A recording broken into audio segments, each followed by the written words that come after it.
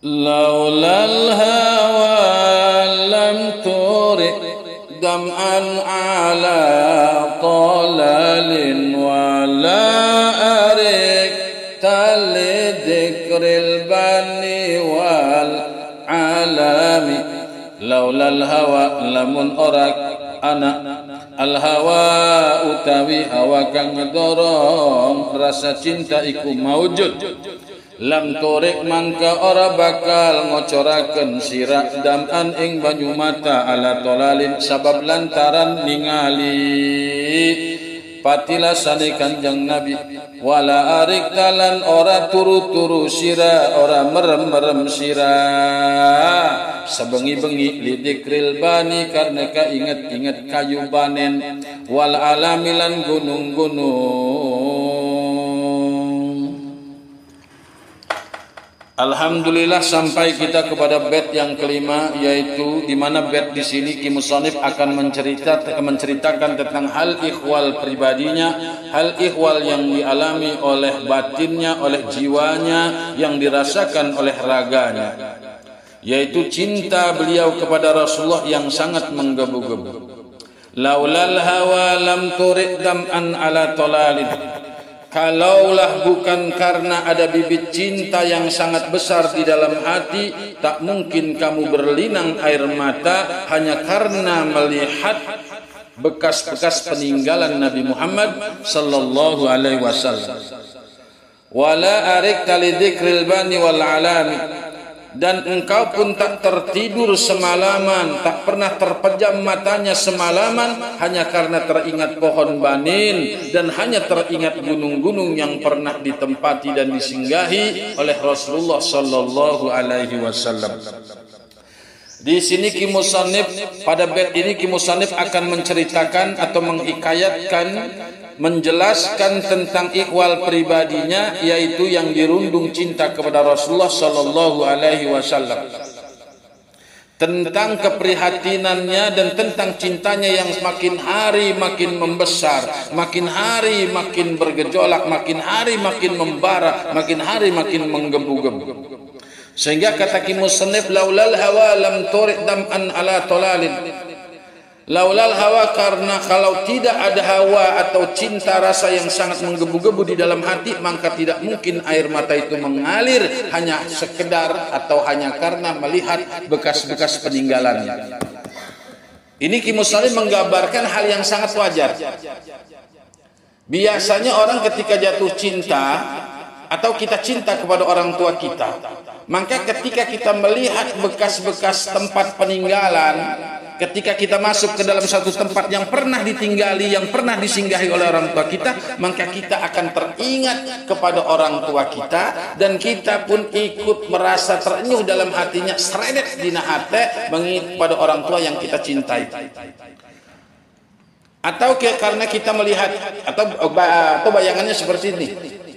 Seorang pemuda yang melihat seorang pemuda yang sedang jatuh cinta kepada seorang wanita, kepada seorang gadis, maka ketika dia melihat, hanya melihat kerudungnya saja, hanya melihat tapaknya saja, hanya melihat tempat yang pernah didudukinya, itu pohon asem itu nggak ada artinya. Tapi karena kenapa seorang pemuda itu melihat pohon asem itu terasa damai, terasa indah, dan terasa terhibur? Kenapa? Ternyata itu pohon asem di bawahnya pernah ditempati oleh gadis yang dia cintai pada 10 tahun yang lalu.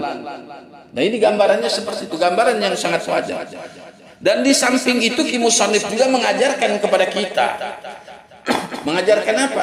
Mengajarkan laulal hawa lam turid dam'an ala tolalin. Biasanya anak itu cinta kepada orang tua, dan kecintaan anak kepada orang tua itu harus kita tumbuhkan. Dan setelah anak itu betul-betul cinta kepada kita karena sebab kasih sayang kita, maka kita harus bisa mengarahkan dia.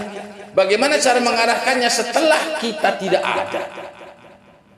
Setelah kita tidak ada, tapi kita masih tetap bisa menasehati. Setelah orang tuanya ini meninggal dunia, hilang dari kehidupan, sudah tidak eksis di kehidupan, sudah di alam kubur, tetapi masih tetap bisa menasehati. Seperti apa caranya? Gampang caranya, kata Ki Musannif, laulal hawa lam turid dam'an ala tolalin. Ki Musannif memberikan gambaran. Artinya apa? Lam turid dam'an ala tolalin. petilasan-petilasan itu bisa mengingatkan seorang manusia, seorang laki-laki, seorang perempuan kepada yang pernah menempati atau yang memberikan bekas atau petilasan itu. Contoh, kalau kita pengen anak kita cinta kepada agama, contohlah, kalau anak kita pengen mahabbah kepada ulama, mahabbah kepada pesantren, maka selama hidupnya orang tua harus sering membawa anaknya ke ulama, ke pesantren, ke masjid, ke tempat-tempat pendidikan, tempat ibadah, agar supaya apa? Setelah kita tidak ada, anak kita ketika melihat masjid itu ingat akan kita. Dan ketika melihat madrasah maka ingat akan kita. Ketika melihat akan pondok pesantren maka ingat kepada orang tuanya yang telah tiada, sehingga dia tidak bisa jauh dari pesantren.